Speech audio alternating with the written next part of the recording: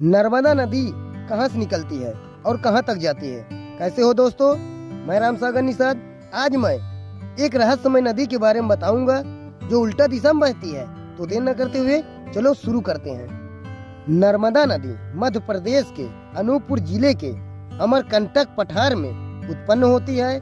फिर 1312 किलोमीटर पश्चिम की ओर बहकर यह भरूच से 30 किलोमीटर पश्चिम में खंभात की खाड़ी में बह जाती है, जो अरब सागर की एक खाड़ी है।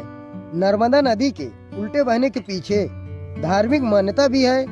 दरअसल पौराणिक कथा के अनुसार नर्मदा और सोनभद्र की शादी होने जा रही थी, लेकिन विवाह से कुछ देर पहले नर्मदा को पता चला कि सोनभद्र की उसकी दासी जूहिला को पसंद करता है।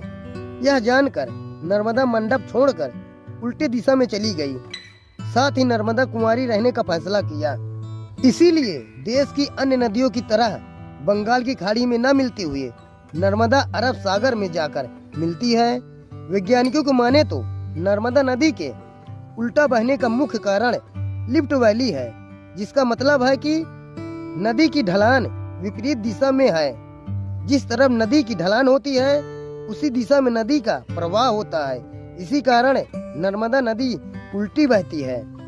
नर्मदा ने वरदान में भगवान की भक्ति मांगी। यह वरदान सुन भगवान शंकर ने कहा कि हे नर्मदे, तुम्हारे तट में आने वाले सभी पत्थर शिवलिंग में परिवर्तित हो जाएंगे।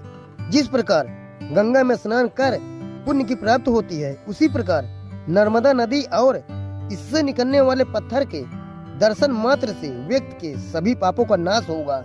नर्मदा नदी के धरती पर आगमन को लेकर कई कथाएं और मान्यता प्रचलित है। एक प्रचलित मान्यता के अनुसार नर्मदा शिव की पुत्री हैं, जिन्हें अविनाशी होने का वरदान के साथ स्वयं भगवान शिव ने धरती पर भेजा था। एक अन्य मान्यता के अनुसार अमरकंटक की पहाड़ी पर ध्यान में लीन भगवान शंकर के पसीने की बूंदों से नर्मदा का जन्म हुआ।